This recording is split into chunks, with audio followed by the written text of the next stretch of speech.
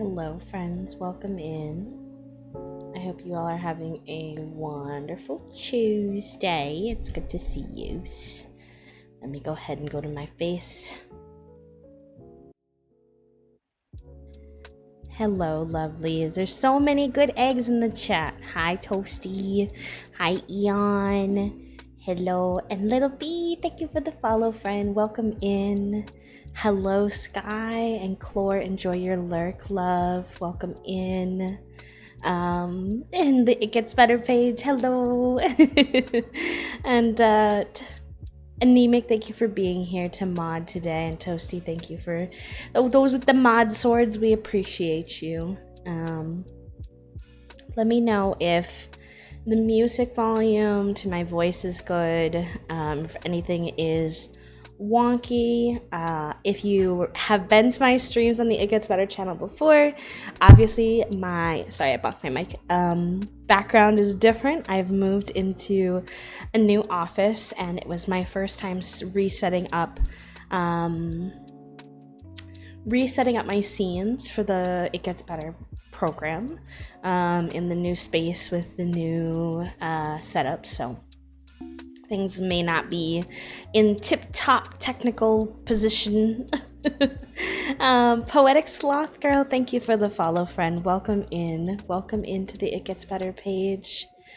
It's such a good little name. I love it. As a fellow bee, I am here for the bee energy. Here, let me send some bee love emotes, because you can never have too many bee love emotes in chat.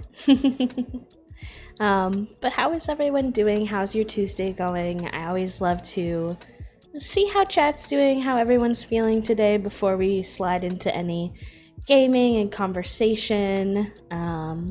Lala, hello Lala, welcome in. Welcome to the It Gets Better page, friend. Hello, hello. So many friends coming by. If any of you happen to be new, you don't know me, by the way, I should introduce myself. My name is Bee. I use they, them pronouns. I am a queer and disabled variety broadcaster here on Twitch, and I have the pleasure, the utmost pleasure of being an It Gets Better ambassador for this season, and having wonderful conversations with all of you in this space. We've talked about so many things in streams so far. I've shared my personal journey with identifying with my identities and queer labels of choice. Toasty, I'm gonna tussle. You can't say that. Using my emotes against me. It's my partner, if y'all are not familiar, so I can give them a good heckle.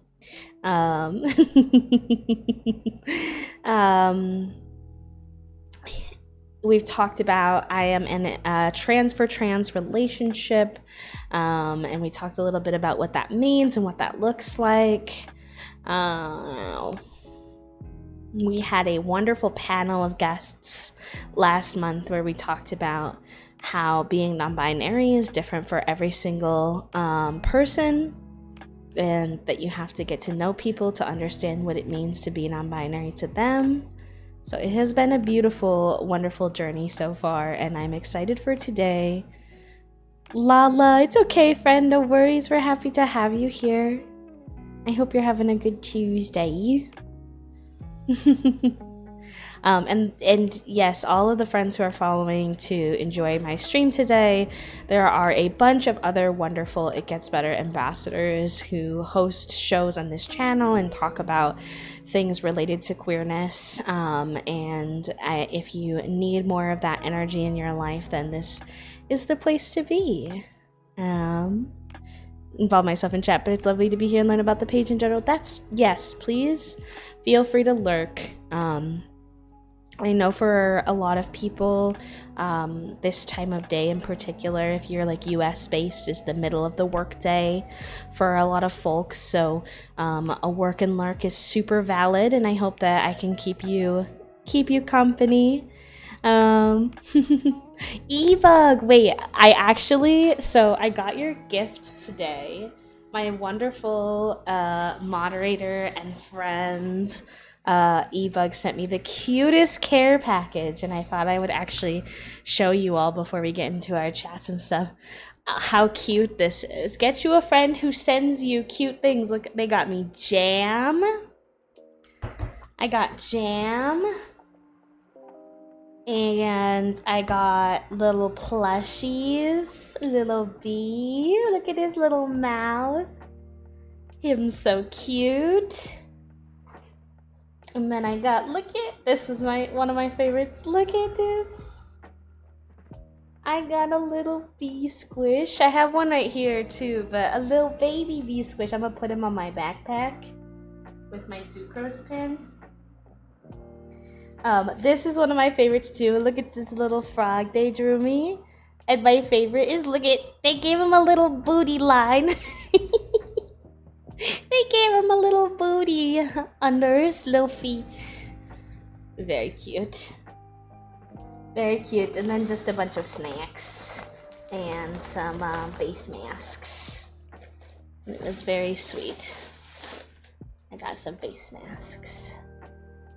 So, it's a very kind thing to enjoy waking up to today. When I went and got my coffee for the morning, I came back to check my mailbox, and I not only got I got a paycheck, which, you know, we love a good paycheck, and I got gifts, so it was very sweet.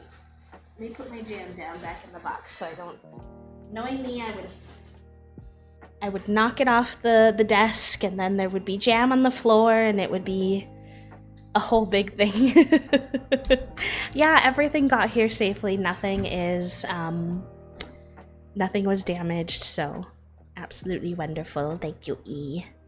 I'm very excited to go to IKEA. So the plan with that paycheck that I got is we're gonna go to IKEA and I'm gonna get a new desk, which will be really nice. And then we can give this desk back to Toasty. And then that way they can have a proper desk, so it'll be very good. And then I also want to get a rug at some point. We've got a couple of like house things we're still trying to get. We want to get a couple of rugs. I need a rug in the living room. I want a rug in my office, and then we need to get a dresser. We want to get some organizing shelves and some bookshelves. Not all of this will obviously be on one shopping trip, but etc. Are your plants? Yeah, maybe. Perhaps. We may not be able to keep this plant table here anyway, though, because theoretically we're going to put the daybed or the couch right there, so yeah. Yes, the 3 monitors set up for Toasty, so lots of good things happening right now, or this morning, which was nice because my anxiety this morning was like, I'm gonna make myself very present and known, and I was like, this is really rude. And I was like, okay, so meatballs. What? What? Why are you asking us about meatballs? Hold on. I'm so confused. I'm so confused. What is going on? It's an IKEA thing. Oh, there's IKEA meatballs? Oh, is this because IKEA's like a Swedish store? Interesting. They got the meatballs. I did not know, and I was very bamboozled by the fact that you were asking me about meatballs at the furniture store. I was like, what? What is going on? Y'all are so sweet. Thank you for the smiles. Thank you for the warm welcome. What I was before I got sidetracked by all the goodies and things, what I was gonna slide into saying was that I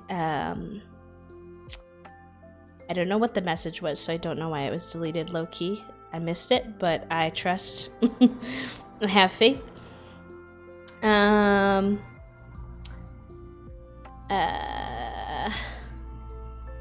That today, those are all the topics we've talked about in the past, and today we are going to be talking about how disability can affect your gender or sexuality expression. I think it's an intersection that I've personally experienced, that a lot of my friends have experienced and talked about. But I think not always everybody has very open conversations about this, especially when you're younger. I feel like maybe you go to health class. I don't know what other people's experience with health class or sexual education was, but in my personal experience, disability was never really incorporated into that conversation. And so a lot of what I've learned along the way has been from disability advocates and from my own lived experience. And so I wanted to open up a conversation today about some of the ways in which disability and gender and sexuality can be influenced by one another. Obviously, this will not be all encompassing, so you all are welcome to share your own personal perspectives and experiences along the way if you share an identity of being queer and disabled, but it will hopefully give you some insight into some of the experiences that queer and disabled people do have. Have a good day at workies, Eva. Thank you for the gift. Thank you for popping in to say hello. disability is still very taboo for able folks, unfortunately. Good luck at work, E. Good luck at work, E. Yes. It can be considered very taboo, yes. I I have so many thoughts. I was jamming out my thoughts before stream just because I have many thoughts, and I always feel like all I ever do on this channel is a ramble because my brain goes a mile a minute, and I can't promise that today will be any different, but at least hopefully this will give me some starting points of places to talk about and things like that. So I also asked on my Twitter what other folks had experienced for some inspiration and reminders of topics that I've definitely thought about before but haven't necessarily couldn't remember while I was writing things down and stuff. So that's also incorporated a little bit. Love to make a list. Yeah, my memory is garbage, so we need a good brain dump. I'm a big brain dump person. I do this a lot before regular streams too, so it's just who I am. I used to do it before every regular stream, and now I have an established community, and they come and talk to me at the beginning of stream, so I don't feel as much like I have to have like a brain dump of things to talk about in case things are really quiet or whatever anymore. So that is a luxury and something that I'm very grateful for. Okay, let me slide into our game because we're gonna have these chats while we do a little bit of Sims building today. The Sims building is just gonna be very casual in the background. It's just gonna be for the purpose of something nice to visually look at for us. So, you know, don't expect a whole ton or anything like that. But okay, actually though, where did I save this? I can't remember what save I did this in. Let me try just resuming the last save I was in and see if this is it. I don't think I labeled it. I found their old glasses on the floor the other day. Yes, my memory is really bad, and one of the things I lose most often is my glasses. Okay, let's go to manage worlds. Let's see if this is the save. Hello, Nixie Witchy, welcome in. Hi, friend. How are you today? That reminds me, I have a package of nails that's spilled all over the floor. Sounds like something I would do. Absolutely sounds... Okay, this is the save. Rad. So on my own, off of stream, I've been rebuilding the high school for the new pack in The Sims. I don't know how many of you are Simmers, but The Sims just came out with a high school years pack. And oh my goodness, this build has taken me 5 ever, and I'm still not even nearly done with rebuilding the high school, but but this is like, you know, this, I'll give you a tour of the start of it. Except it's way nicer to give you a tour in tab mode, but I'd have to put a sim down, and I just why am I finding out all my favorite streamers stream here? Well, I would say because the It Gets Better page has a knack for finding good humans in the streaming space, to come over here and do good work. So I don't know how many of you know what the original school looks like. Let me see if I can maybe show you what we started from and now we're here. Let's see. I feel like if I search Copperdale High School, it's going to give us all renovated ones, so I might not be able to really give you a visual, but... Hi, Sean! Sean is another one of our wonderful It Gets Better ambassadors. Let's just try it and see. Just see if perhaps the original comes up or not. I doubt it. I doubt it, unfortunately. These are all going to be renovations. Oh, here we go. Wait. This might be slightly renovated, but this is very close to the original. this is very close to kind of what the original looks like. So this is a big old box vibe, way different. I think they renovated mostly the inside here from the looks of it. But this was the vibe of the school kind of originally, and I've turned it into a little bit of more of a modern build situation. Working on scripts. I hope your scripts go really well, Sean. I saw your tweet and I've been so proud of you for all the things that you've been exploring as a content creator, getting outside of your comfort zone. And the last thing I worked on was their little outdoor pool. This is like for if they have gym class, they can come out here with the teacher. The teacher can sit here, monitor them. If there's any students who can't swim, they can sit here. There's some outdoor showers to kind of rinse off with, and then they go inside, and then these are the locker rooms. So there's some bathrooms and some showers, some just like nice gender neutral locker rooms. Trying to level up my YouTube content. It's just a lot of work. It is so much work. I constantly feel like I do not have enough time, so I resonate with that so much.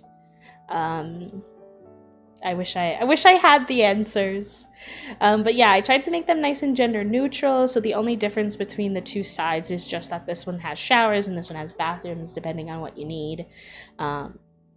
But there's no gendered nonsense here in my school. If I get to make the world, I'm gonna make it the way I want to. And then I think this is gonna become a gym slash like auditorium, maybe, not sure exactly. And then this is going to be the athletic director's room slash storage, because I don't know about anybody else and their their high school experience, but I feel like the athletic director's office is also always partially storage. And then I don't remember what I had slated for here, but there's a lot of work to do, so we're just gonna see what we can get done kind of quietly in the background. It's not gonna be too big of a deal. We're gonna mostly be focusing on our little chit chat. Hi, Kaylee. Thank you for the hydration reminder. What is gender, anyways? You make valid points. I can see where you're coming from. Locker room,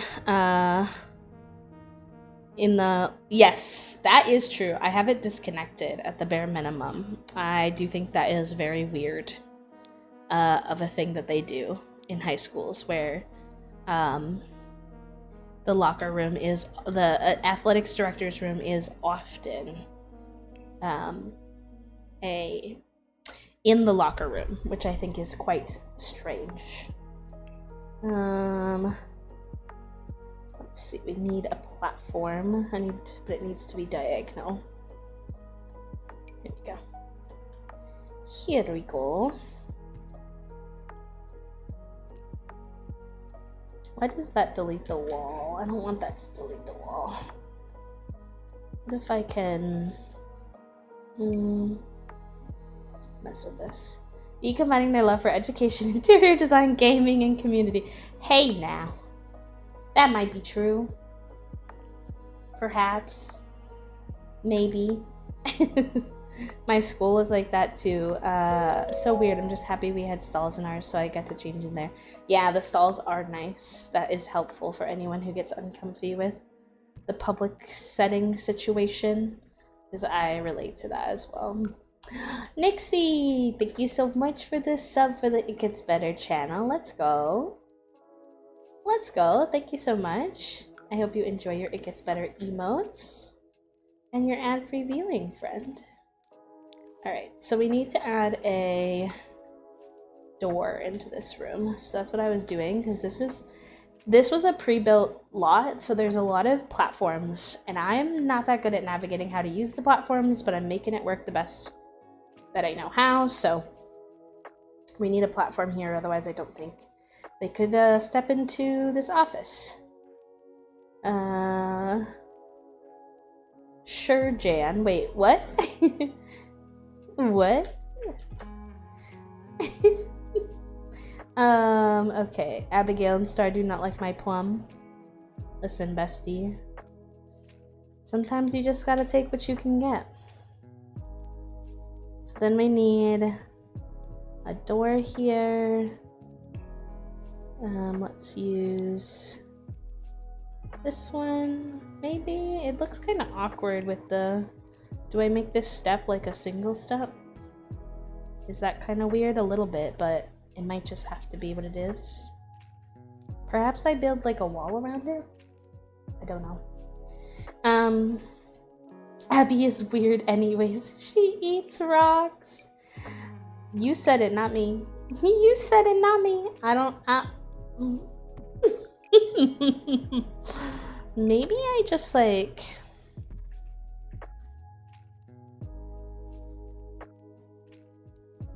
do something like this.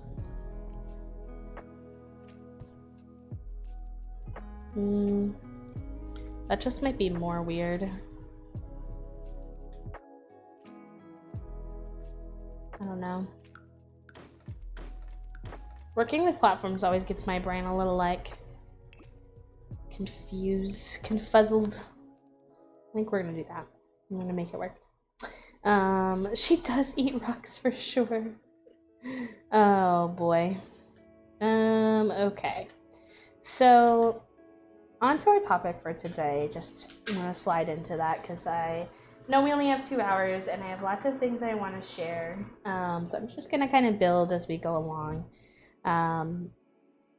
But I wanted to talk, I was trying to figure out how to orient this conversation because there is so much that you could potentially talk about that I was like, like how do I figure out how to arrange this? And so I think my starting point is going to be, I'm going to talk about gender first and then sexuality. So in terms of gender, if you don't know me, I'm coming from a perspective of someone who identifies as non-binary. I also have polycystic ovarian syndrome, so also known as PCOS. And I have autism and chronic pain, so all of those definitely play a factor into how I personally navigate gender, and how others might navigate their gender if they have a similar lived experience. Building on a diagonal is always really interesting. Athletics director, I feel like would just have like a very messy, very basic office with lots of storage around him. Him or her, them, I don't know, but really no. So the doorway is there, so you're walking in from here. So maybe I'll just kind of throw their desk near the front. Hi, love, welcome in. Hi, Mika, how are you doing today? Navigating gender with sensory issues and chronic pain is such a wild time. It is. So that was where I was going to start from a personal place of experience. So related to that, I have always felt very limited in what I could necessarily explore in terms of gender expression and clothes. For example, one of the people that I had on my tweet talked about this too, but a lot of men's clothes, especially men's dress clothes, are a sensory nightmare. So I never felt like they were super accessible to really myself to try. But that's like true with a lot of clothes. Like I personally can't wear, I have to be very mindful of like, I basically have to wear clothes with very gentle seams.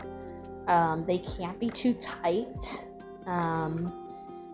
But seams in particular are my personal sensory, like I have to have very soft clothes. I don't wear jeans anymore.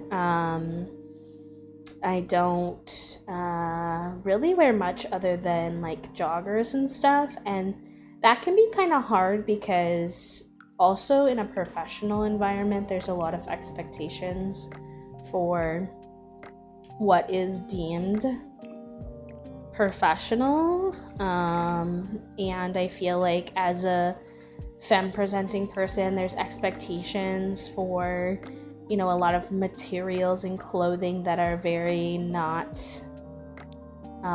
sensory friendly in my experience. Okay. I feel like athletics directors just want a comfy chair. I'm gonna go with this.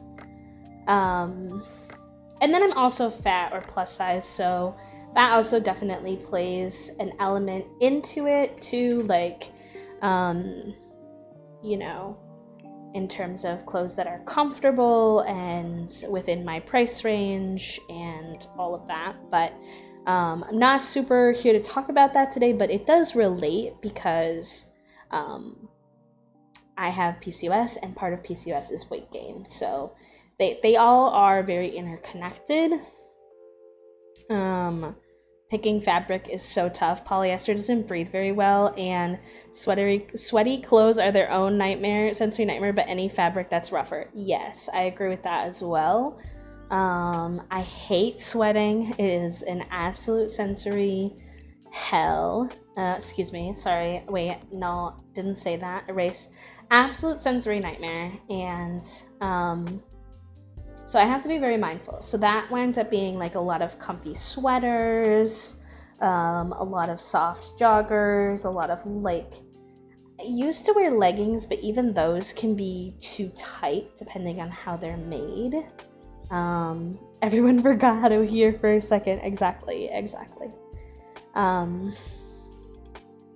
Something else that I wanted to touch on was being someone who has PCOS and the conversation around how PCOS is in some communities considered an intersex condition, which is also sometimes considered a part of the queer community, and how that can all kind of play a role. So if you are not familiar, intersex is like people who have variance in their sex characteristics, and that is like hormones, chromosomes, you know, external and internal physical sex characteristics, and more. And some folks with PCOS consider themselves intersex, and some intersex advocacy pushes for folks to acknowledge that, considering,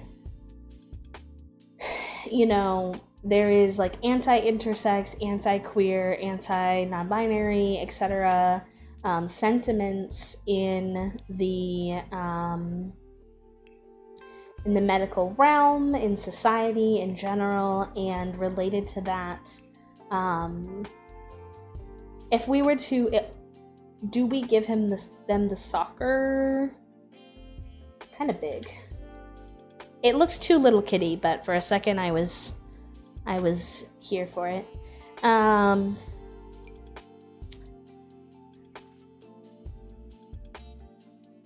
What was I saying?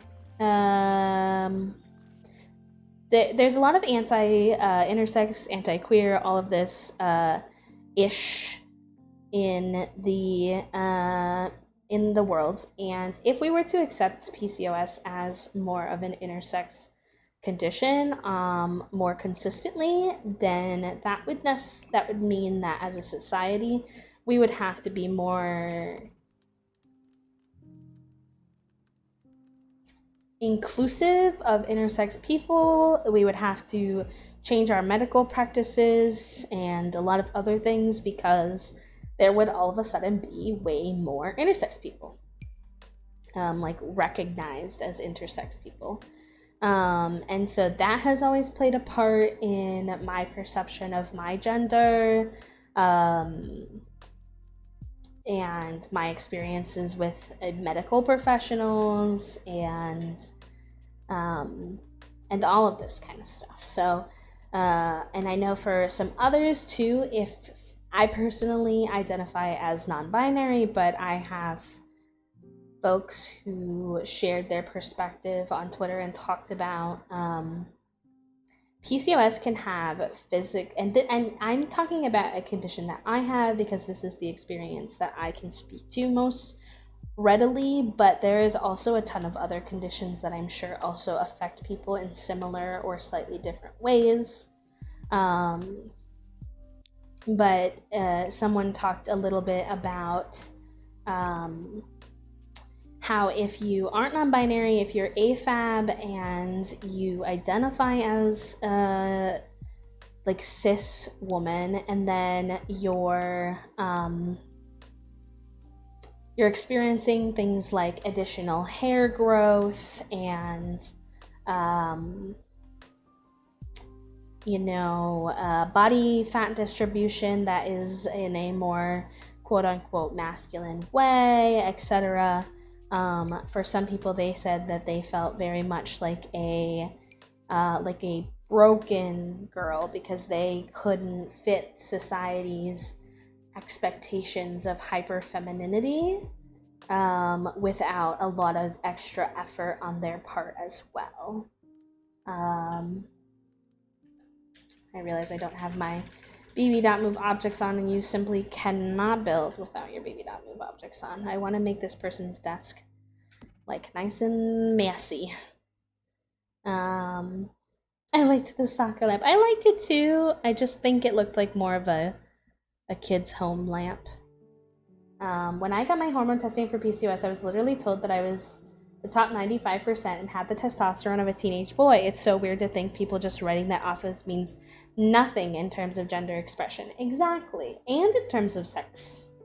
Like, that is a sex variation, at least within society's conceptual idea right now of sex. So you are definitely in a similar boat to me, and I agree, it definitely affects me. It affects my gender expression. It affects my sex. It affects my medical experiences. It affects a lot of things. So I absolutely relate to that, and I don't think it's talked about enough or recognized enough. So I appreciate you sharing your experiences as well. Starting to get the vibe, right, with the messy files and stuff. Eventually I'll add a bunch of sports and storage stuff in here, but so that all is part of it. And then for me, it's affirming to my non-binary identity that I have, these kind of variations, that I have a higher testosterone level without having to take T. But it can be complicated because if I were to want to take testosterone and like lean into having higher levels of testosterone even more, there would be elements of that I would have to, a lot of doctors aren't super aware of how to deal with that kind of stuff. So I would have to that would be part of my medical process, right? If folks with PCOS get involved in professional sports, then transphobia in that field would affect them too. It seems odd to completely disconnect the condition from queerness. I agree. Obviously, not everybody with PCOS and not everybody who has an intersex condition necessarily identifies as being queer, but for me, it is all an integral part of my queerness, personally, in my lived experience, and I think for a lot of others as well. Oh wait, we gotta have this. I love how many slots are on this desk. I feel like that's new to this being a more recent desk added to the game, because in the past a lot of times the desks had very few slots. I think this is perfect. He's got a picture of the team. I love this. Okay.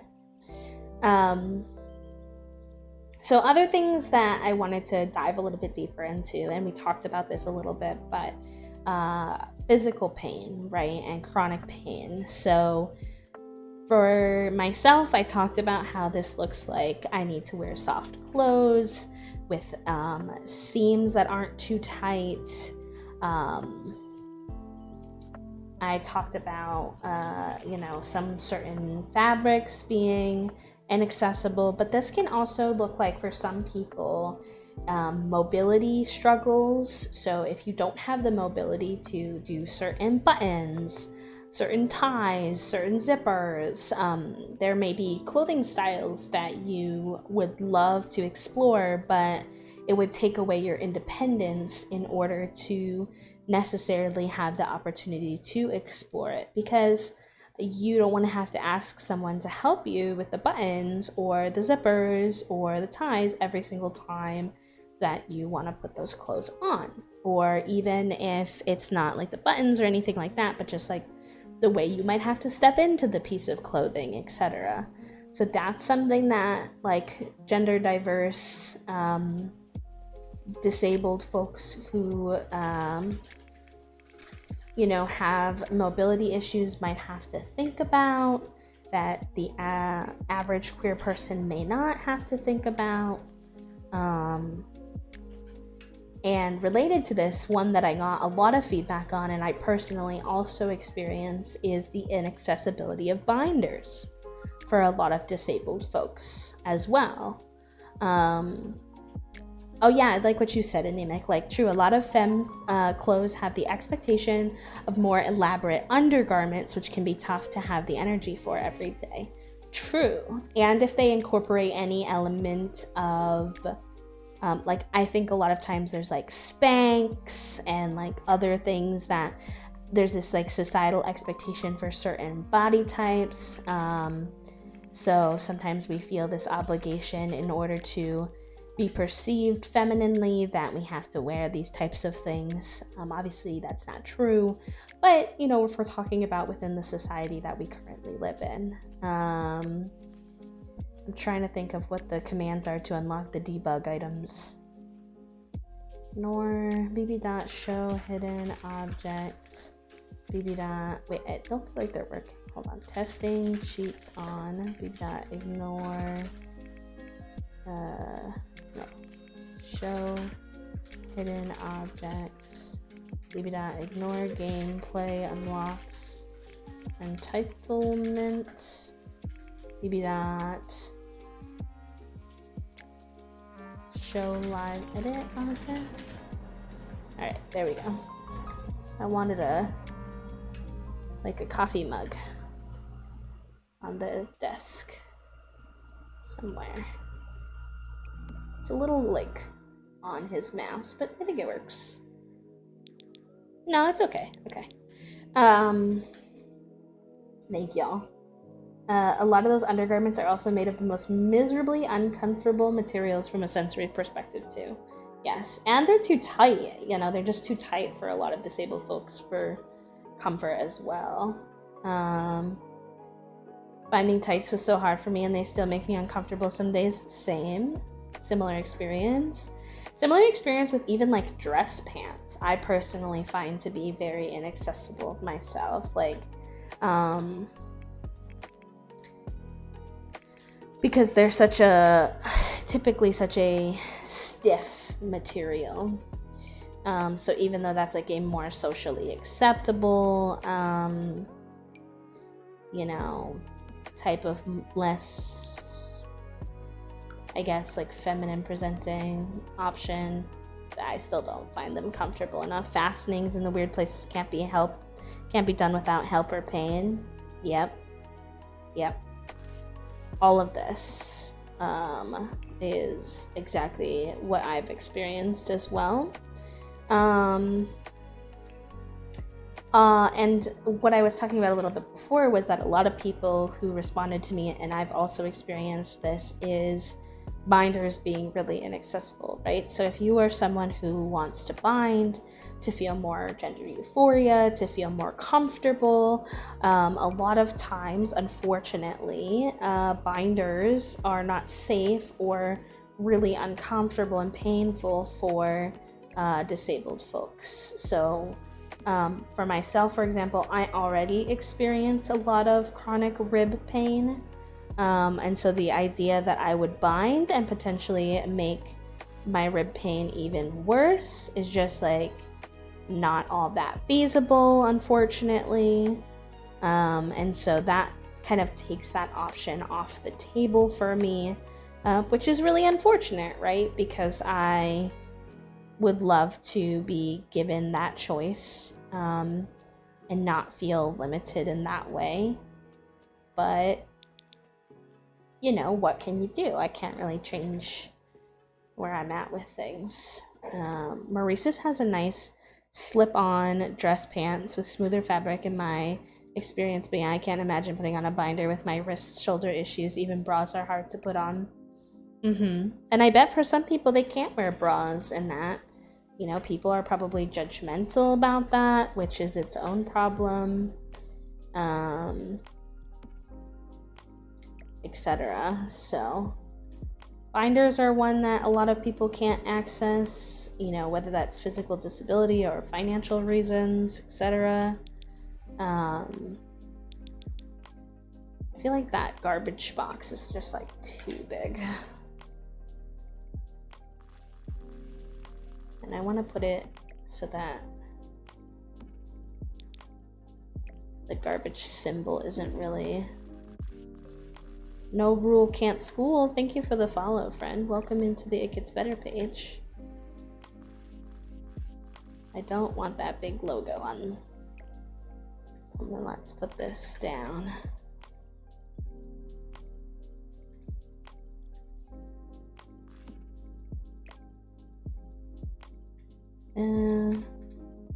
Glad my 9 and 0 buttons are finally working again. They weren't working recently.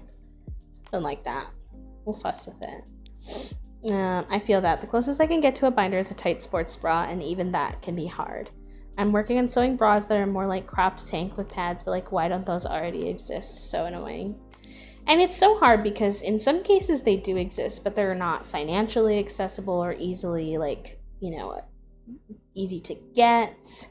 For a lot of disabled folks, they can't necessarily go in person to try things on, so then they're stuck, you know, ordering to the best of their size, like their ability to estimate their size. Like, that's the kind of, you know, struggle that they go through, trying to figure out if something will work for them.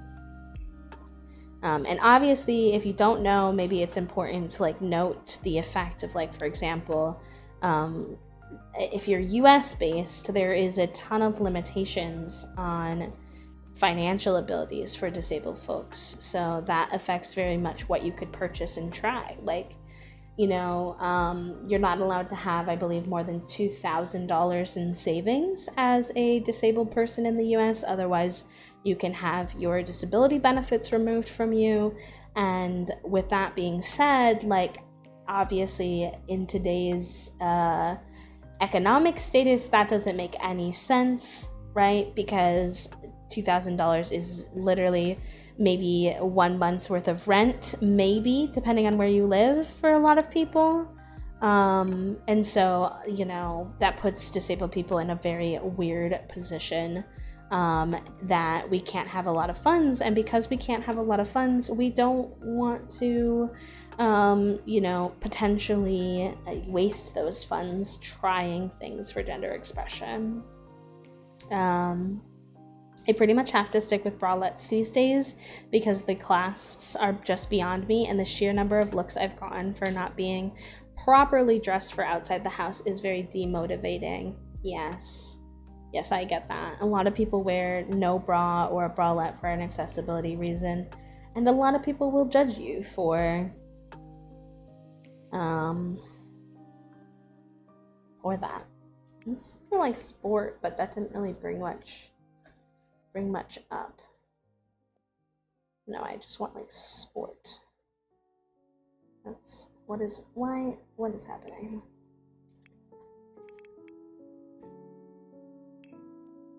That brings up so little. Interesting. If I go into like activities and skills and then so you know, a lot of disabled people have to somehow make clothes that aren't super socially acceptable, you know, comfortable, comfy sweatpants, things like that. We have to make those part of our daily wear and deal with the judgment of people who just don't really understand, obviously, that it is not just a choice, it is an accessibility need. Artie, hi Artie and friends, welcome in. Paper, hello. Oh my gosh, what a wonderful raid from a wonderful community. Hi Goldie Yells, the Goldie gang is here. Artie, how was your stream, love? How are things? What were y'all getting up to? Thank you so much for rating the It Gets Better channel. And thank you for the shout out for Artie. Although I think...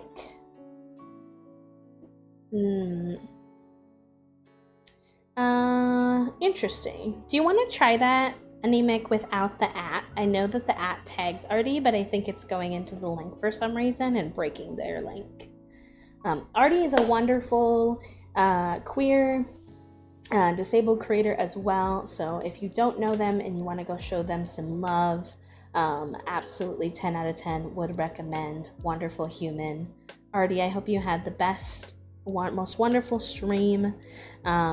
If anybody is new here, my name is B. I use they them pronouns. I am a queer and disabled variety streamer here on Twitch, and I have the pleasure of being an It Gets Better ambassador this season. And today we are having some wonderful chats about how disability can affect someone's gender identity or gender expression or sexuality or sexual expression. So that is kind of what we're on about today. And I'm working on rebuilding the Sims 4 Copperdale High School.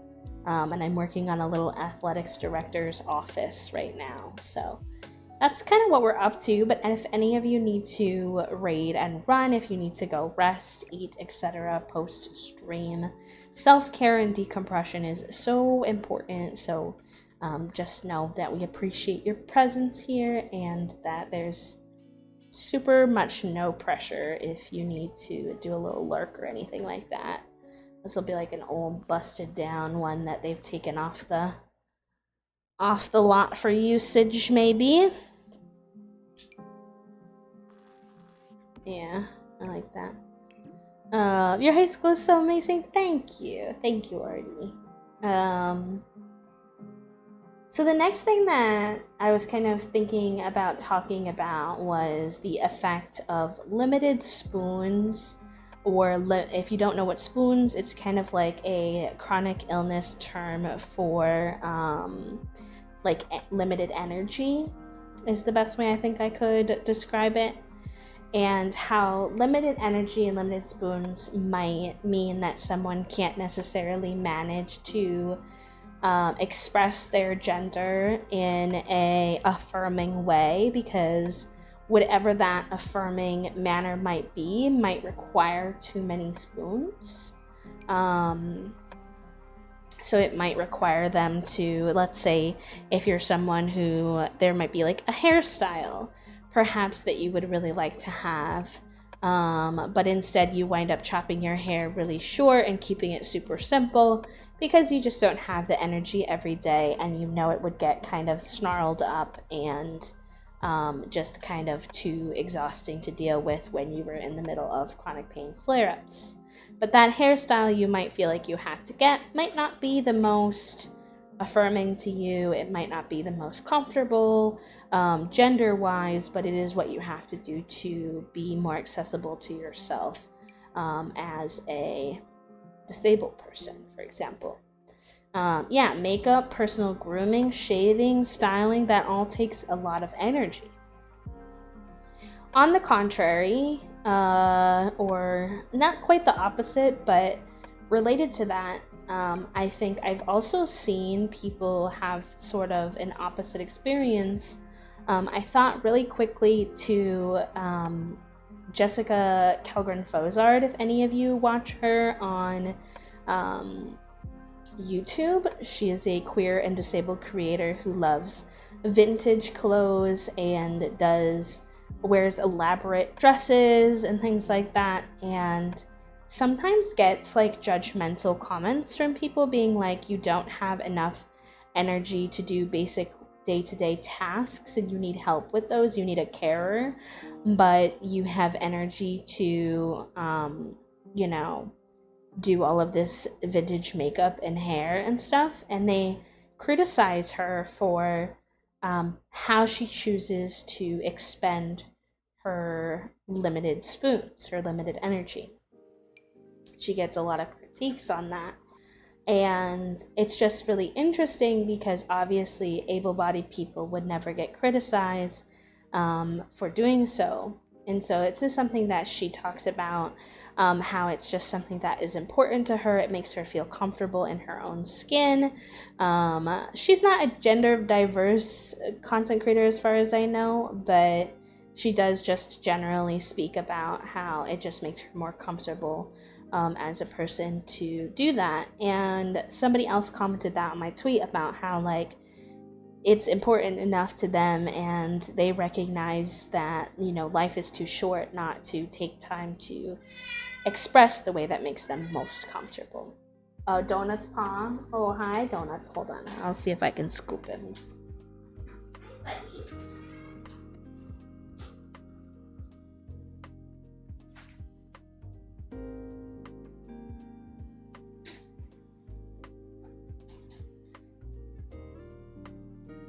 It's a doughboy. Since he's not on cam, I'll get you all some doughboy time. Hi. Hi, baby boy.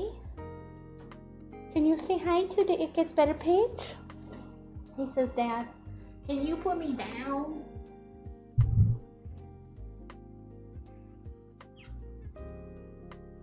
He's done with my shenanigans today.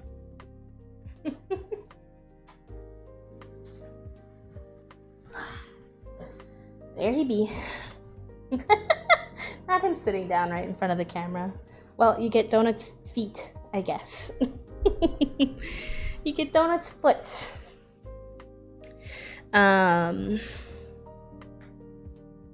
Okay, brain back in business. This is turning out really cute. I actually really like this vibe that we're getting in here for this little athletics director's office. It's taking me a minute to like find like items that make sense, but it's definitely coming together. Hi Mars, welcome in. How are you today? Hello, hello. Okay, so what was I saying before Donuts distracted me? Oh, yes, that sometimes people will use their limited spoons in an affirming way. And then sometimes they'll get criticized for that kind of thing, which is in and of itself its own problem. Have you ever really met a cat if you haven't sat somewhere you can't see? But yeah, no. If you look at my going live tweet for today, I tried so hard to get a cute photo with Donuts in it in the Donuts cam, and he simply decided that all I was worthy of was his butt. So it's just a booty picture. And despite my best efforts. Despite my best efforts, all we got was booty, booty, booty. Rocking everywhere. Magical Velcro, thank you for the follow, friend. Welcome into the It Gets Better page. I'm doing really well, friend. I've lurked at... Hi, Joe. Hello. Look at that cute little rainbow Junimo. I love it. I hope you enjoy your little lurk over on Artie's page. Welcome in. I'm doing really well, Mars. Thank you. I was super anxious for today's chat, but I've been really enjoying it. I feel like my Sims building is so slow that we're gonna get through like this one singular room during this stream, but that's fine. It is what it is. Maybe if I go into debug, I'll find like more stuff that I can throw down. So if any of you who just joined us, we are having a little chat today about how disability can affect if someone's gender expression or their sexuality expression, and that kind of like intersection. Whoa, I did not expect that tire to be so big. Donuts, can you like sit a little bit further away from the camera, perhaps? So we can get more than just Debbie. He says, I'll consider sniffing the camera and then leaving. He's not here for it today. Is this also going to be huge? Of course it is. I can make it little though. And we were just talking a little bit about how limited spoons or limited energy can affect how someone might express their gender. He does do what he wants, Banana. He does. He's truly... I tried giving him catnip before this so that maybe he would consider hanging out with us, and it did not work.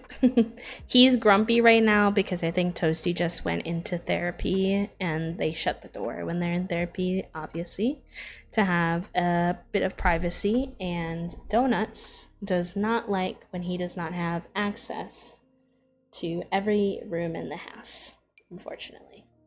So, he might scrim a little bit. A little bit of a scrim. Should we put like, maybe I should have some like very basic chair on the other side of this desk for if like students came in to talk, they could sit here maybe? Why does this, I put in debug, but I don't feel like I'm looking at just debug items. And I am... Confusion. Maybe because I clicked the tires, I see. Shaving my head at the moment because I don't have the energy for anything, the spoons for anything, yes. And I feel like that is a common experience, actually. Someone talked about this, of like long hair just being too much effort, hurts their arms to take care of, to brush, etc. So it is definitely, you're not alone in that experience. Another thing that I was thinking about and that people had talked about in response to me when I was gathering feedback, this is cool, I don't know where I got this, but was a sense of apathy that sometimes can happen when you have a lot of chronic pain. So for myself, I've talked about this a bit on my channel, but maybe not over here as much, and how chronic pain can sometimes create chronic pain sometimes can trigger a little bit of disassociation for me, and a lot of times I find myself trying to, maybe not super intentionally, but I, you know, kind of disconnect myself from thinking too much about my body, because if I do, then I become like more cognizantly aware of how much and how often my pain flares up. So sometimes I would just like prefer to, not really necessarily prefer, but I just like, for my own well-being, I have to like kind of not think about it. And when that happens, that can sometimes complicate your feelings towards putting effort into your body, and specifically putting effort into your expression, your outward expression to others. If you're feeling really apathetic towards your own body, you're not exactly feeling a lot of motivation to even really think about whether or not your body is aligned with the gender that you most identify with. Okay, I'll have to do some adjustments, but I definitely think this makes sense in here. one of the people commented talked a little bit about how they were bigender, but sometimes they just like didn't even have the energy to make the time to like put in the effort to assess like what gender was feeling most aligned for them. And I'm sure that's true for maybe some folks who identify with other forms of gender fluidity as well. So that's an instance where that can kind of happen. I know for myself it happens where I just like don't really think about it. And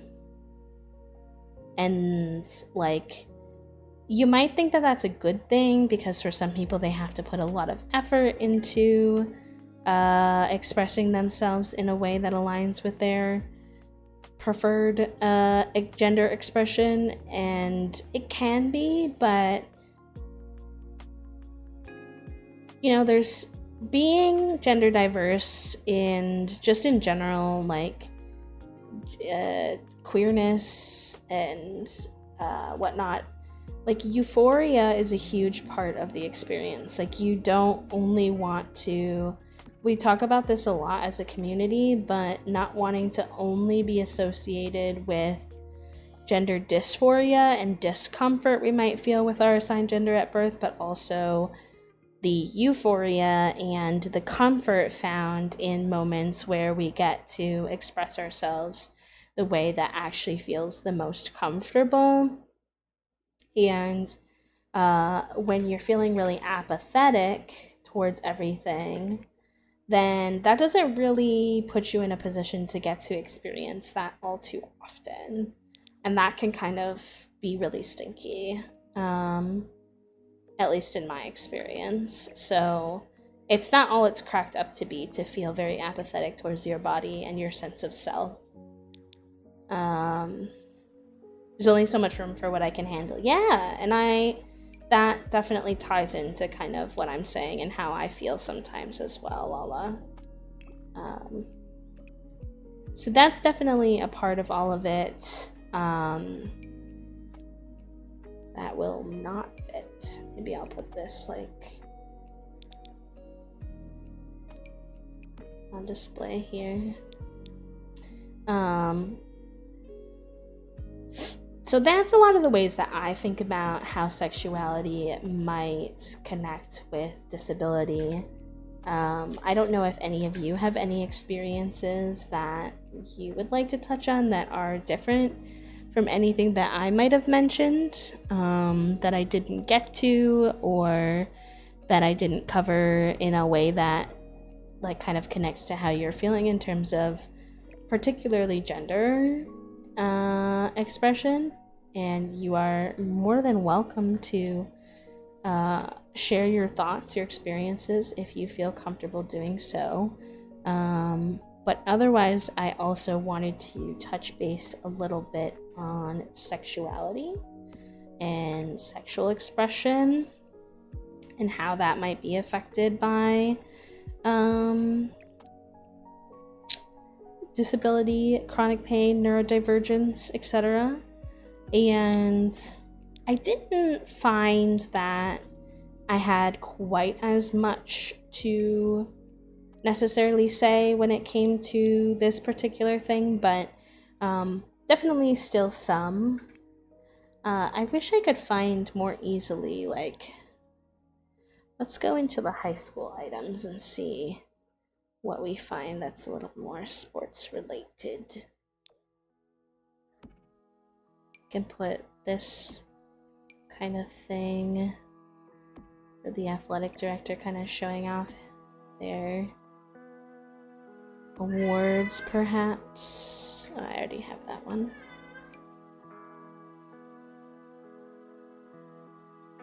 Oh, Donut's feet. One of the things I found really interesting as I've learned more about neurodivergence and my autism is how much of a larger percent of the autistic population identify as non-binary. That is super true as well. I think I've thought about, like, I've read about this, and I'm not like the most like super well educated on it, but there's a lot of talk about how as autistic people, we're very logical thinkers, right? This is obviously a bit of an overgeneralization. I'm not saying everybody is like this, but for the most part, we're very logical thinkers. And related to that, in a lot of ways, gender probably just doesn't really make sense to us. Hey, what are you doing? Hold on a second, sorry. Donuts wants access to his closet.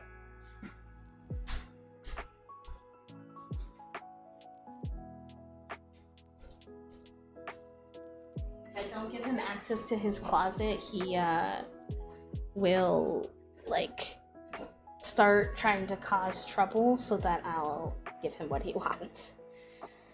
I found a lot of, and more that I think about it, the more it makes sense for me, because there are so many social constructs and expectations tied into gender expression. That's true as well. Since I don't get a lot of that sort of thing or the purpose for it, it's always been an issue of why it should matter to me. Yep, no, I 100% relate to that as well. If I do something like that right there, can this be a little bit closer? Obviously no one will actually be able to sit in that seat in game, but that's okay. There are certain aspects of this that I'm trying to make very playable, and there are certain aspects that I am just not, because there's no actual function for an athletics director in this game. So this is really not gonna be, anyways. But yeah, so I think for a lot of us, the social expectations around gender, they don't make sense. And so there is a lot more folks in the neurodivergent community who don't really identify with societally constructed gender expectations. Is definitely also a very interesting component of all of this. There's there's a neurodivergent or an autistic gender label. I forget what it's called.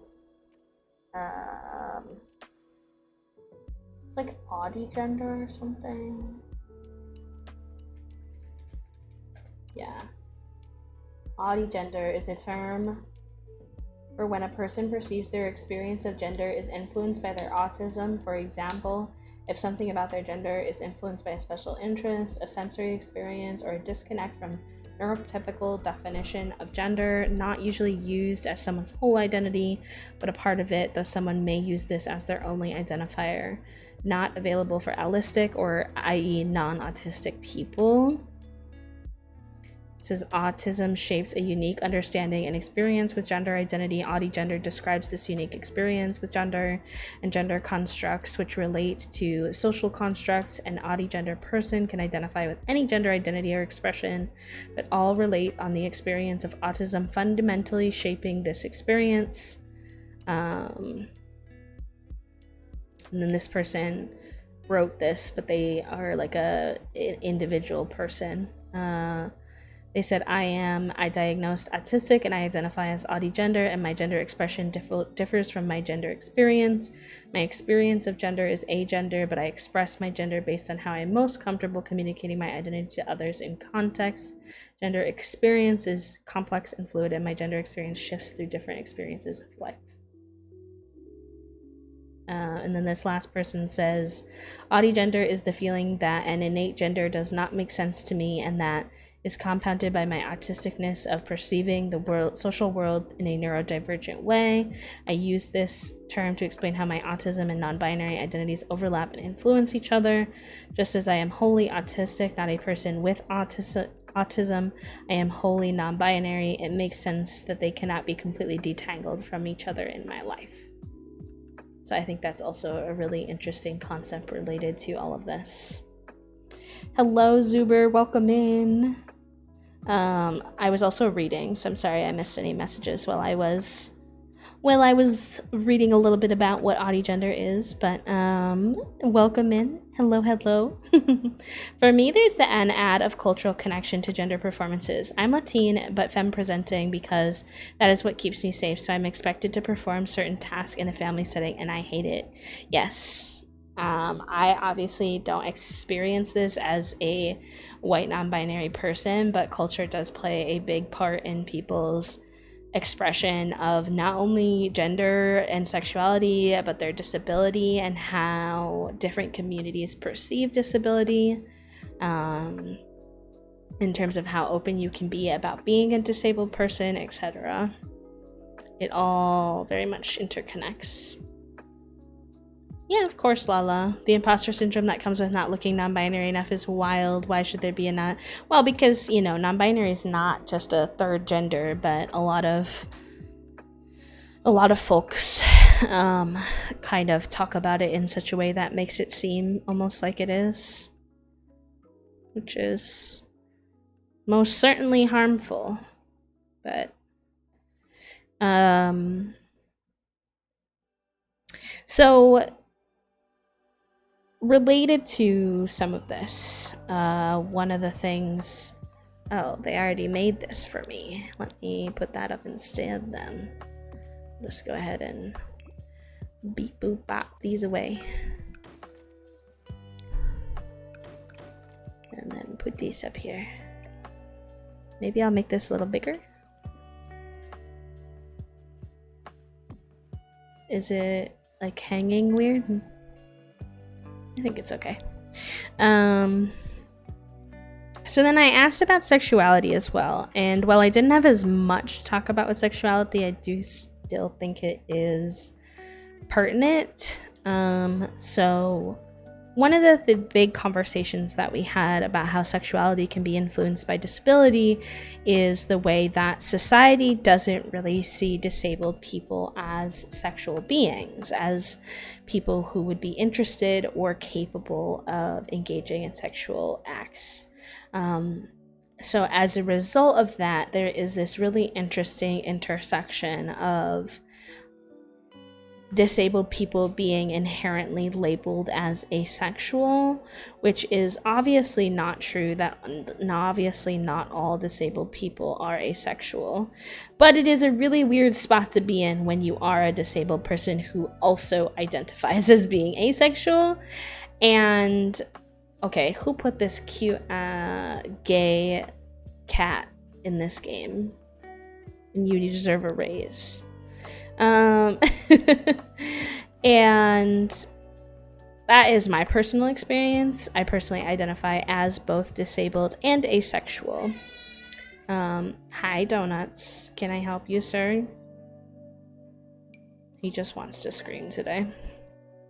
And so a lot of people talked about being unsure if they were asexual or if they just hadn't had the opportunity for a lot of sexual experiences because of the way that society perceives them, which I think is a really interesting concept. And then for some people finally discovering at the end of all of that they actually are asexual.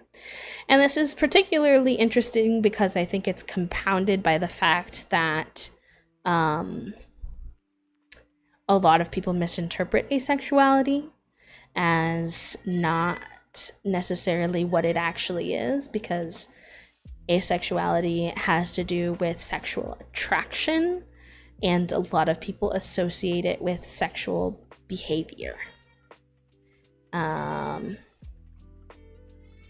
Zubrik, non-binary is an identity, but how people express within the non-binary group is different. So some people might express androgynously, some might express more femininely or more masculinely, or both, or all of the above, or, you know, anything else that I may not have listed as well. So people sometimes, when I said earlier, which I think might be what you were referencing, when I said earlier that it's not like a third gender box, sometimes people have these things they associate with non-binary people in terms of gender expression, which is typically androgyny. But there's a lot of like kind of stereotypical like colored hair, septum rings. I don't know. I could go on and on of like things that people associate with non-binary folks, and like for people who don't fit in that, they can kind of feel like they're not non-binary enough either, if we get too simplified in how we perceive non-binary people, if that makes any sense. But not looking non-binary enough. It's not necessarily that. It's that they may not feel like sometimes you have to feel like you have to justify, like you have to fit the stereotypes in order to be accepted by the community and perceived as the gender you want to be perceived at, if that makes sense. So back to as an important question, I wanted to dive into that, make sure I clarified what I was thinking. But back to the concept of asexuality and disability and gender and how it like really connects, is that a lot of people misinterpret asexuality as well, which plays a very big factor into kind of the misunderstanding of all of that. Hi, Epic, welcome in. And so they think a lot of times of it as sexual acts and not sexuality, and not in terms of sexual attraction. And aceness isn't that nobody or that person, like I'm asexual, but it's not to say that I don't engage in sexual acts. It's to say that I don't experience sexual attraction. And those two things are very different, and people misconstrue them quite often. And that can all be very complicated when you're being kind of put this label is being put on you by society for a lot of disabled people. The opposite of that is that sometimes disabled people are fetishized in weird ways, which is also very uncomfortable and very problematic to experience. There can be this donuts. If you knock down my lights, we're gonna have to beef. You need to leave my lights alone, sir. Come here. Get out of there. Oh, bye. Such a little gremlin today. Over time, non-binariness as an identity and non-binariness as an androgynous gender expression have become synonymous. So if I don't always fit or want to fit that mold, I can experience a lot of imposter syndrome. Yes, absolutely. Absolutely that. Donuts, hooligan. Hooligan behavior today. But yeah, so like the opposite of this kind of experience that a lot of disabled people have of being mislabeled as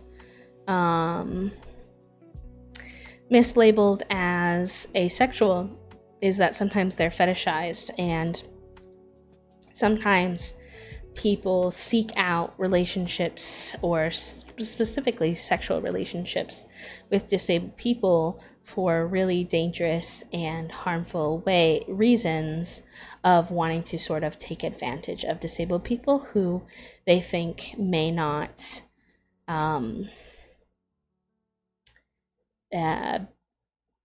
be able to defend themselves, be able to communicate any harm or wrongdoing done to them. I don't, Zubrick. I should look into it though. That sounds good. Pick on no matter what I do. So I'm like, F it and I don't care. I dress how I want. Yes. I mean, like, you're right for sure. It's easier said than done, but I respect the energy.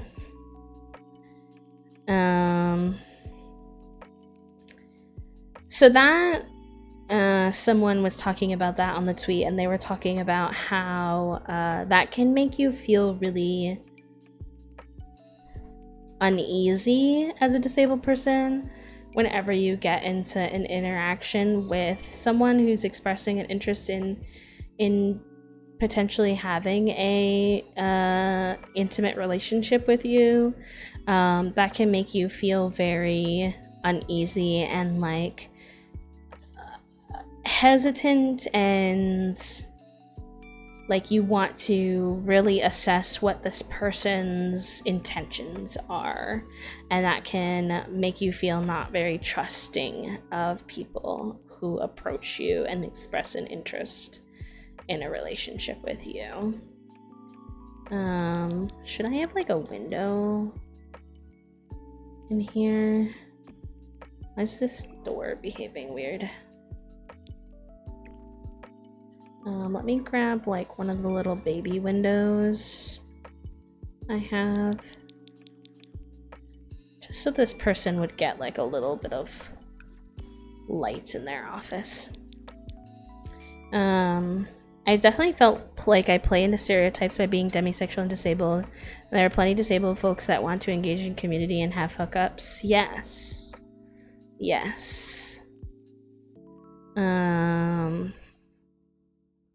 Yeah, I mean, I'm also demisexual, but there are disabled people who want to engage, like you said, in hookup culture and aren't always, like, don't always feel welcomed the way that they should be to participate in society in that way.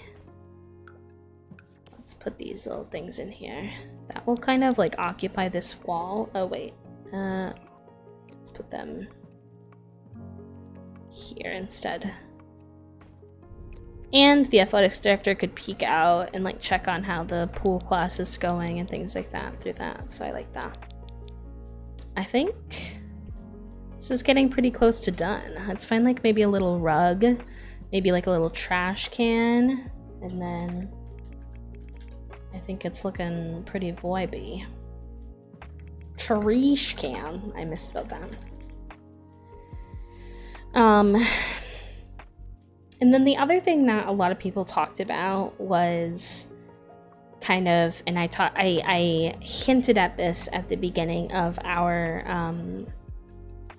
chats today, but this element of, for example, sexual education really doesn't incorporate disabled people into it at all. And so as a result, we don't even know, without practice and experience or seeking out information from our own community, we don't really know how to accommodate ourselves when it comes to being interested in exploring sexuality. Like, you know, for us, we may need to learn different poses or how to, you know, one person mentioned like breathing. If you have like reduced breathing in any capacity, like you may need to learn how to like manage that with sexuality and things. And so there's like a lot that goes into it, that like we have to consider that others may not have to consider,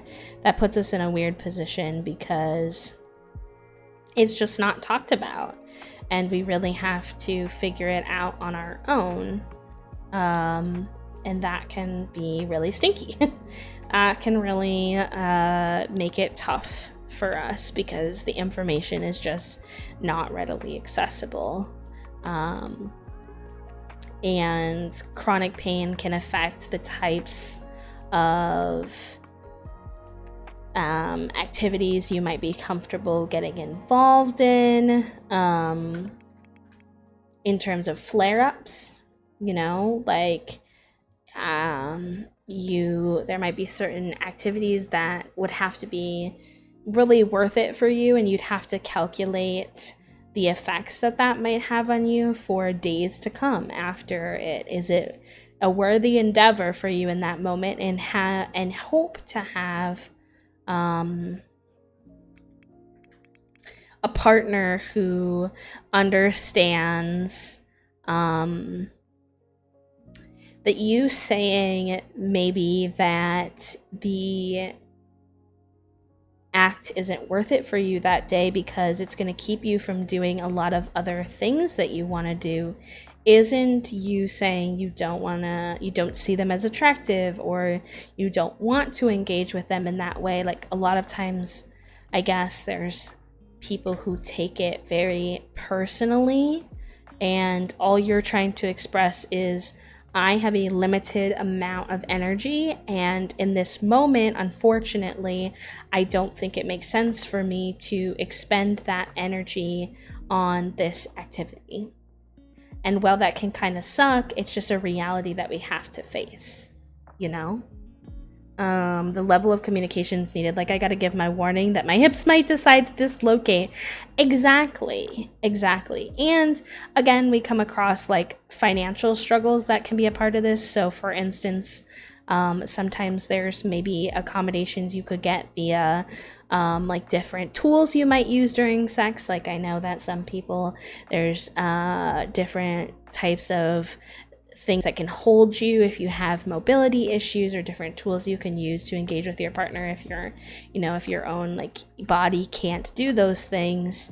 But all of those things cost money, and it's not exactly like society wants to pay for disabled people's basic needs, so they definitely also don't want to pay for us to have any tools that would help make our lives more accessible in areas they don't even consider us to be a part of,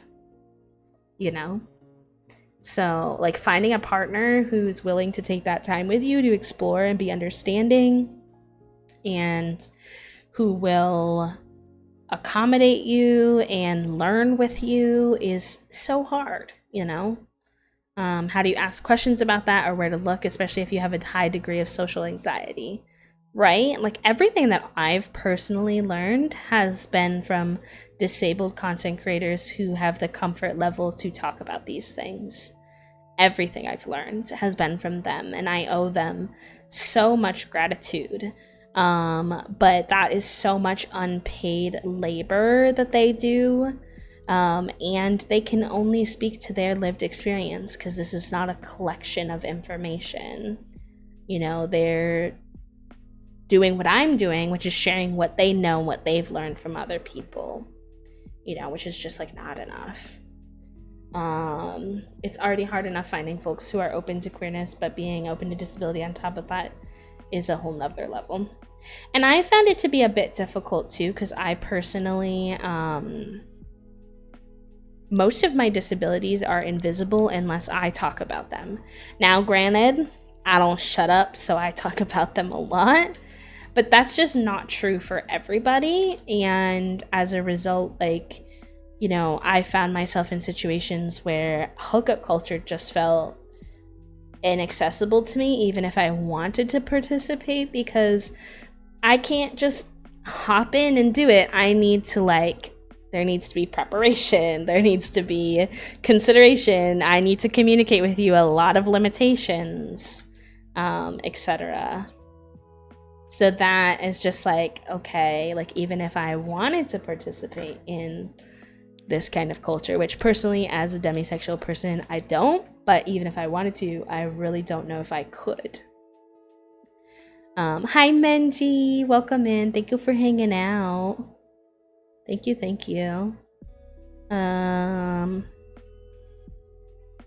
there's that aspect of it. Some folks talked about how there is sensory aversions to certain sexual activities as well, which is never really talked about, which is so true and so relatable, that we don't really have that conversation enough.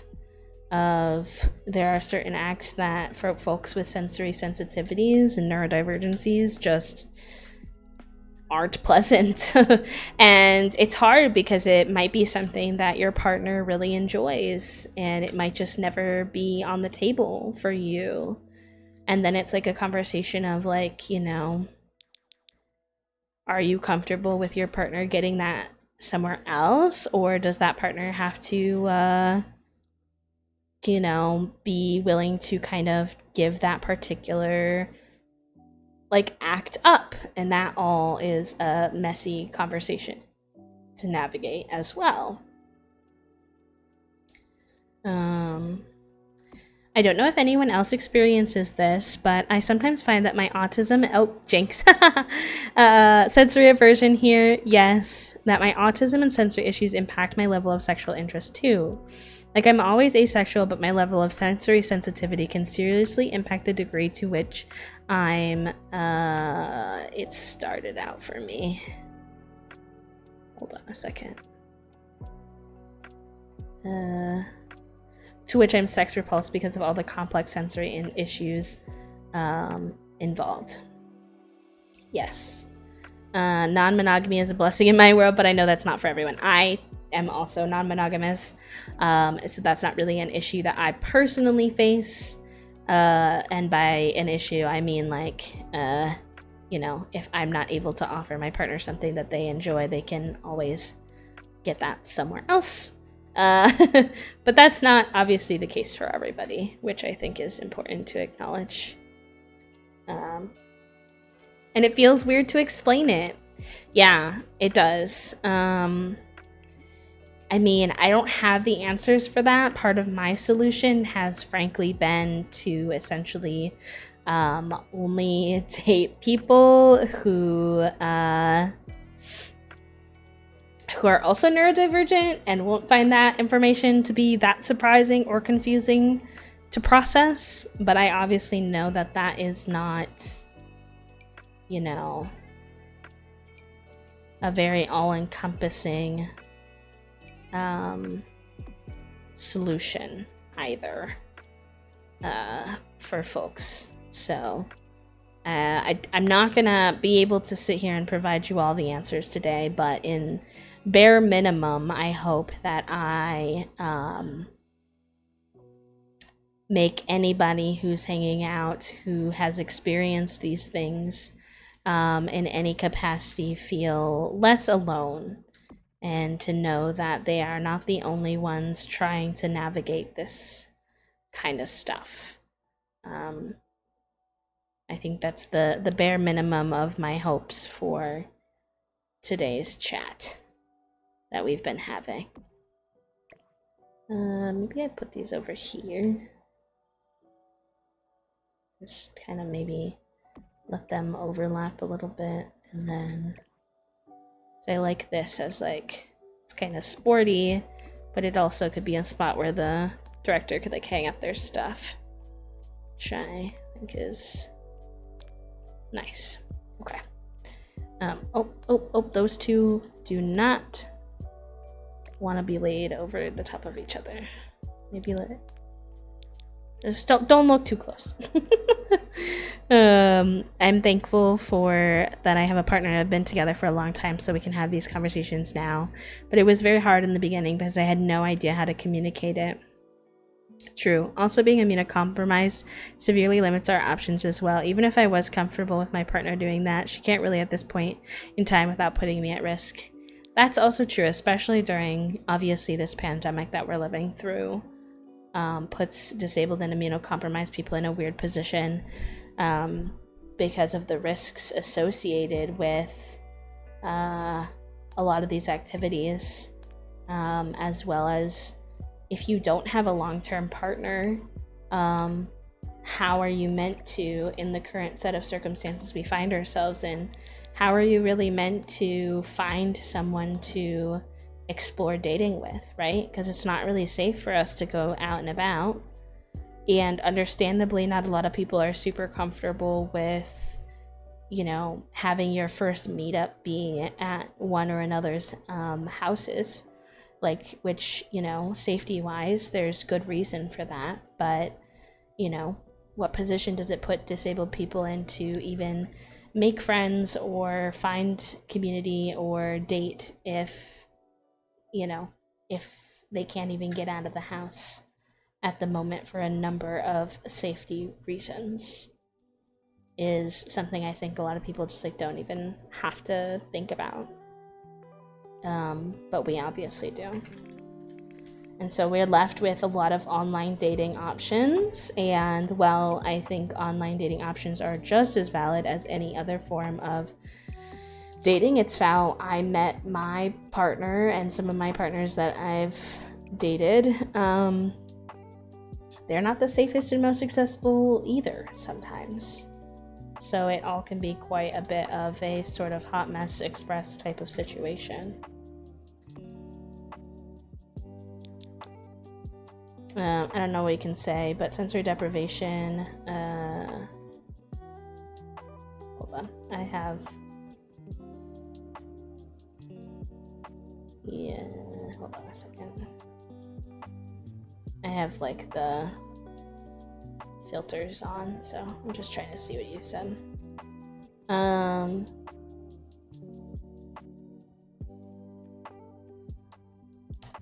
I could say because it's Twitch and ambassador stream, but sensory deprivation is a thing that may work in sexual settings for those with sensory concerns, taking one thing away to lean into another thing, but trial and error is very important. Yeah, if you have someone that like you're safe with exploring those types of things. Unfortunately, since each of us are different in our disabilities, a huge component of this just winds up being that the only way you're gonna know what makes you feel totally comfortable is trial and error. Others on the post talked about kind of pain tolerance and how that can play a part into things, which I hadn't thought about, but is definitely true. Let's see, can this fit kind of like this? Yeah. Is definitely a true aspect of navigating these things and being safe. You know, you may, as a disabled person, have a higher or lower threshold for pain. And something else that someone brought up that I thought was super interesting, and I'm so thankful for anyone who shared their thoughts, because some of this I had thought of and have experienced, and some of this very much was gratefully inspired by them sharing their experiences and perspectives, but is being neurodivergent, and specifically they talked about ADHD, but I'm sure this can happen with other instances as well. They talked about struggling to stay in the moment when it comes to sexuality and sexual acts. They talked about really sometimes finding themselves getting lost and not focused, and how they didn't say this part, but what it made me think of too is the way that someone might take personal offense to that, whereas it's simply how your brain works, you know? You might get lost thinking about other things, and it's not that you're not enjoying yourself, it's not that, you know, but for a lot of neurodivergent people, things only hold our interest and our focus for so long depending on what kind of brain day we're having. So there are times where, you know, I just I don't, how do I describe it? Like when I get started in, someone asks me if that's something that I want to do, I'm being genuine and saying yes. Whoa, I've never seen this item before. What the heck? I'm being genuine and saying yes, but sometimes as time goes on in the activity, I'm trying to be very, you know, Twitch terms of service friendly, so bear with me here.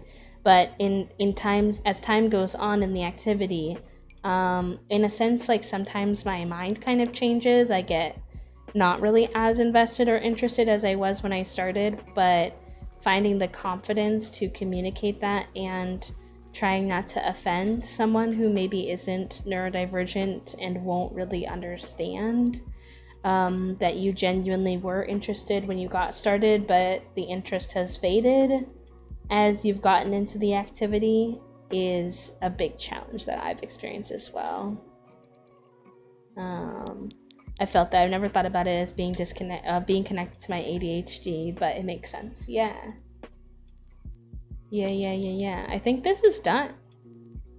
I think this turned out cute. I know we only really got through this like one room, which is unfortunate, but the reality is I'm a slow builder, and I was really focused on our conversation, so I hope it just simply served as a cute little background for the conversation, but I think it's giving the vibes I really hoped it would give, this kind of combo athletics director office storage kind of vibe. For me, it's giving what I wanted it to give, so I'm excited about that. And the next thing I have to tackle is this gym. And I am nervy. It can be with flirting too, but I get distracted and suddenly we're talking about spaghetti. Sometimes it just happens. It does. It does. And finding people who understand you and who aren't going to take that really personally, I think is super important, in my experience, and who are going to listen to you and be open-minded. And finding that person can take time. I personally, for a multitude of different reasons, including some of my identities and experiences and anxieties, I really didn't date much at all in high school, and I really didn't date much at all in college. And I have found the most wonderful, supportive, kind partner who is not is neurodivergent but is not physically disabled themselves. But they are open and learning, and it is not always easy. There are times where it doesn't always go well. We've had to navigate conversations of, I need support that maybe an able partner doesn't need. But I still want my independence. I still want to be a part of decision-making processes, and I still want to be treated very much as a adult who, I talk a lot with them about the fact that, like, before I knew you, I figured it out. It wasn't always the healthiest solution, and knowing you and having support from a partner lets me expend my spoons on things that are way more valuable and more important to me, and I'm able to eat more nutritious meals and keep my space cleaner than it was, and there are a ton of benefits from it. But the reality is, before they got there, I figured out how to do life and exist the best that I could, and so thus, I would figure it out without them again, and I don't want them to feel a sense of obligation. I want anything that you do for me to be from a sense of love and support and care, and not to overextend your own spoons to try to help save me mine. And that has not always been a perfect translation, but when you find the right person who's willing to listen to you and learn from you and support you, that is huge. And finding through trial and error what you enjoy is huge. What brings you joy and happiness, whether that's in sexuality things or gender things, etc., is all. It's all unfortunately a big old trial and error kind of thing. There's no easy answers, because you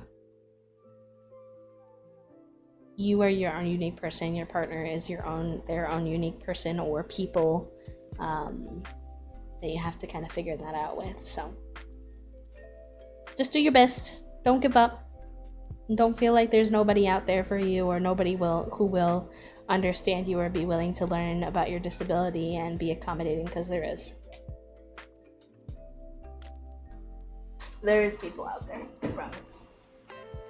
I promise. And in the meantime, if you are someone who is abled and neurotypical or one or the other, and you're part of the queer community, please, please, please help advocate to make the queer community more accessible to your disabled counterparts. The amount of time that there is queer gatherings, pride or otherwise, that are not accessible to disabled queer community members is far more often than you probably realize as a able-bodied, able-minded, neurotypical allistic person. And I really would encourage you to start taking a look at these queer events that you're going to, or if you're helping lead them. Consider, are they accessible? And in the era of COVID, that involves digital options for things, that involves requiring vaccines and masks and all these types of things like that. That is a non-negotiable if you want your space to be safe for disabled people. Disability is really static as well, so that conversation feels like it's always evolving and having to happen again, which is hard, but also deeply rewarding when you figure it out together. That is so true, Lola. That is super, super true. For many people with disabilities, our needs and abilities fluctuate every day, multiple times a day. And so it's never just like going to be an easy, here's the answer, here's how you navigate this type of thing. So that's an important aspect of this as well. It is. That's really all I have to share with you all today. We're wrapping things up just a little bit early, but that's okay. I think we've had some really beautiful and wonderful conversations, and I've really appreciated each of you for being here, whether you were lurking and resting in the shadows and just enjoying the conversations from afar and maybe learning if it doesn't apply to you directly, or if you were in chat with me sharing your experiences, your questions, your thoughts. All of it very much appreciated. And let's go ahead and see if we can find someone to raid. Let's see if there are any It Gets Better ambassadors online. Team. Is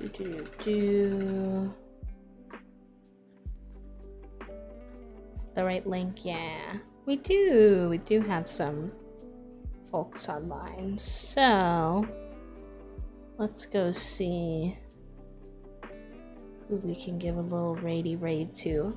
Okay, let's go to see Momo. Because Momo is also streaming The Sims. They are doing a queer not so berry challenge, which we love because obviously we were just having lots of wonderful conversations about queerness. And Momo is also a queer and disabled creator, which is really super heckin' rad as well. I believe Momo, let me see. Get the raid going. So I think if you enjoyed the vibes over here and you want to go follow another wonderful It Gets Better ambassador who is, queer and trans and disabled, you will have a wonderful time over there. Yes, thank you, Anemic. If you want to follow me in my spaces, if you're not already a part of my community and you want to be a part of some more of these conversations, I do stream on Twitch 3 to 4 times a week, and I am also on all other social media platforms at queerlybee. So that link is in the chat if you would like to follow over on my channel. I really do appreciate that, but obviously no pressure. And if you want to come along for the raid with us, you are also more than welcome to do that. Let me make sure that I grab the raid message.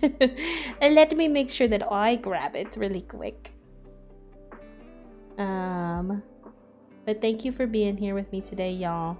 And I am very excited. I'll see you all next month for what I think next month is my last ambassador stream, which is very sad. But I've had a wonderful journey on here, and I'm grateful for all of you who have been a part of it.